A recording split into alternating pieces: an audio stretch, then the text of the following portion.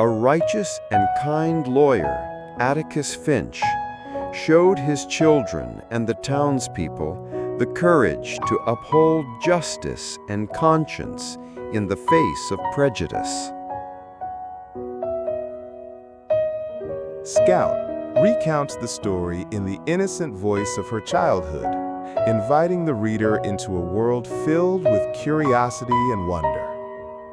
The setting is Maycomb, Alabama, a sleepy, conservative southern town where the quiet streets and monotonous routines conceal a heavy atmosphere of tradition and prejudice. Growing up in this environment, Scout and her brother Jem often spend their days with their summertime friend Dill. The three of them are endlessly fascinated by their reclusive neighbor, Boo Radley. Shrouded in rumor and mystery, Boo is imagined by the children as a strange and terrifying figure who never leaves his house. Driven by ignorance and youthful imagination, they invent wild stories about him and dare each other to creep up to the Radley property in hopes of catching a glimpse. Yet Boo never appears, his unseen presence looming like a shadow over their childhood, both frightening and thrilling at the same time. The children's fascination with Boo Radley grew stronger over time. One day, they even wrote a note, hoping to slip it through his window to lure him outside. Their plan, however, was cut short when Atticus caught them in the act. With stern disapproval, he reminded them to respect other people's privacy, warning that idle curiosity was no excuse for invading someone's life. At school, Scout soon found herself the target of ridicule. Classmates mocked her because her father had chosen to defend a black man in court. In town, Atticus was openly called a nigger lover, a cruel label that forced the children to confront, for the first time, the harsh reality of prejudice. Against this backdrop of hostility, a dramatic incident occurred. A rabid dog appeared on the streets, endangering the whole community. While the townspeople panicked, Atticus calmly took up a rifle and, with a single shot, killed the animal. Jem and Scout were stunned. Only then did they realize that their gentle, principled father was not only a man of moral courage, but also possessed an unexpected skill and steady composure that commanded quiet respect.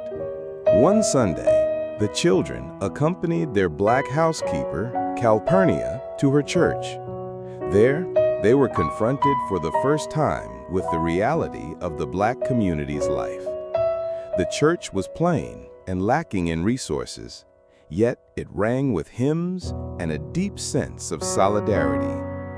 Despite their poverty, the congregation came together to collect donations for Tom Robinson's family, offering both moral and material support. This experience left Scout and Jem with a profound awareness of the hardships black families endured, as well as the resilience and unity that sustained them. Meanwhile, Atticus's decision to defend Tom had made him a target of hostility throughout Maycomb. Neighbors turned cold, insults were hurled, but Atticus stood firm, convinced that justice should not be dictated by skin color.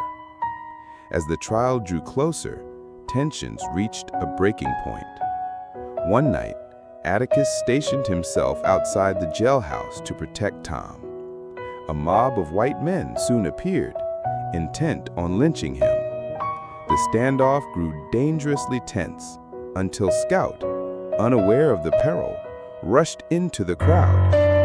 Recognizing one of the men as Mr. Cunningham, the father of her classmate, she innocently struck up a conversation about school and his son. Her simple, childlike words pierced the mob's rage, reminding them of their own humanity. Shamed into retreat, Mr. Cunningham led the men away. In that moment, innocence had quietly disarmed violence. In the courtroom, Mayella Ewell took the stand and accused Tom Robinson of assaulting her. Her testimony was tense and inconsistent, but Atticus methodically and calmly dismantled her account. He highlighted the logical flaws in her story, and subtly suggested that the real aggressor was her father, Bob Ewell.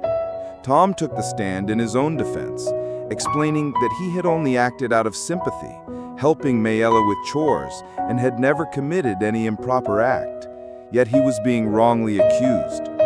The courtroom was thick with tension as Atticus delivered a powerful and heartfelt plea, emphasizing that the law must treat everyone equally and urging the jury not to let prejudice blind their sense of justice. Despite the compelling evidence and moral clarity of his argument, the jury, swayed by deep-seated racial biases, found Tom guilty. The verdict shocked everyone present and left a profound mark on the children, forcing them to confront the harsh and unjust realities of their world for the first time. After the trial, the black community of Maycomb came to the Finch household to show their gratitude. They brought food and small gifts to honor Atticus for his courageous defense of Tom Robinson and his unwavering commitment to justice. This display of solidarity and kindness offered the children a glimpse of humanity at its best. Yet, Bob Ewell remained bitter and vengeful, publicly humiliating Atticus and even threatening Scout and Jem, exposing the children to the harsh reality of malice and hatred. The tragedy deepened when Tom, while awaiting his appeal, attempted to escape from prison and was shot dead by the guards. His life ended unjustly. Confronted with these events, Scout and Jem gradually realized that even when truth and evidence are on one side, reality can still be cruel and unjust. Justice does not always prevail, and prejudice and social inequality can overpower truth, a sobering lesson that casts a long shadow over their childhood. On a cold Halloween night, Scout and Jem were ambushed by Bob Ewell while walking home. Hidden in the darkness, Bob approached silently and suddenly attacked, intending to harm the children. In the critical moment, a mysterious figure appeared, intervened, and fought Bob, ultimately saving the children. In the chaos, Bob Ewell fell to the ground, dead, and his threat was eliminated. Later, Scout was astonished to discover that her rescuer was none other than Boo Radley, the neighbor who had been depicted by town gossip as a frightening monster. For the first time, Scout truly saw Boo and realized he was not terrifying at all, but had quietly acted as their guardian. At the story's conclusion, Scout reflects on her childhood and the town from Boo's perspective, learning the profound lessons of empathy and understanding. She comes to understand that some people, though mysterious or odd on the surface, may be quietly protecting others, and that truly understanding someone's actions often requires seeing the world through their eyes. Her childhood experiences, once shadowed by fear and prejudice, become complete and deeply meaningful.